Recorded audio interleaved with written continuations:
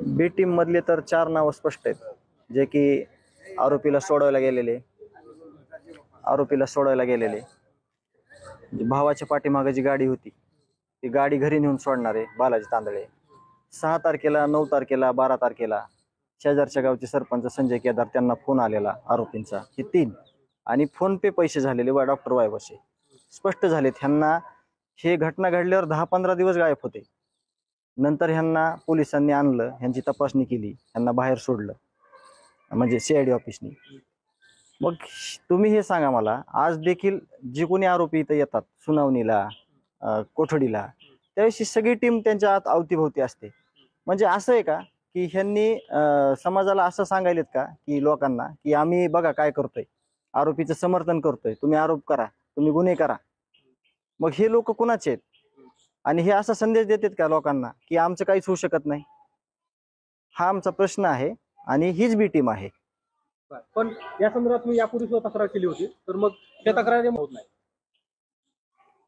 आम्ही अर्ज दिला होता, कारण मला आरोपीचा, ज्यावेळेस आरोपी हे फरार होते, ते आरोपी कसे कसे दिसतात आता, त्यांचं रूप कसं झालंय हे मला दाखवण्याचा त्यांनी प्रयत्न केला होता, न विचारता, न आम्ही काय बोलता.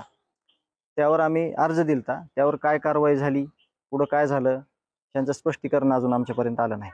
पण मग तुम्ही या संदर्भात पुढचं काय करणार आहात? म्हणजे आता नाही, आमची मागणी आहे ना, आम्ही म्हणतोय की हे आरोपी एका विशिष्ट कार्यालयामध्ये का बसत होते, पोलिसांसोबत का चहापान करत होते, का तिथं जेवण नाश्ता करत होते, का फिरत होते सर्रास गाडीवर, याचं उत्तर आणि याची चर्चा आम्हाला अपेक्षित आहे. आम्ही ती मागणी करतोय. धनंजय मुंडे यांच्या संदर्भात पक्षाने घेतलेली जी भूमिका आहे तो का करायची?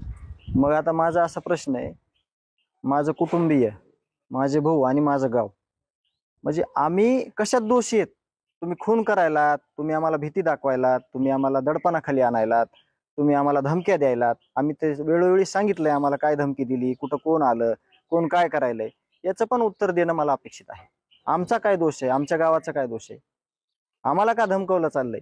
आम्हाला का लोकांना असं दाखवून दिलेत आरोपीचं समर्थन करणारे की आम्ही आरोपीचे समर्थन करणारे आहोत?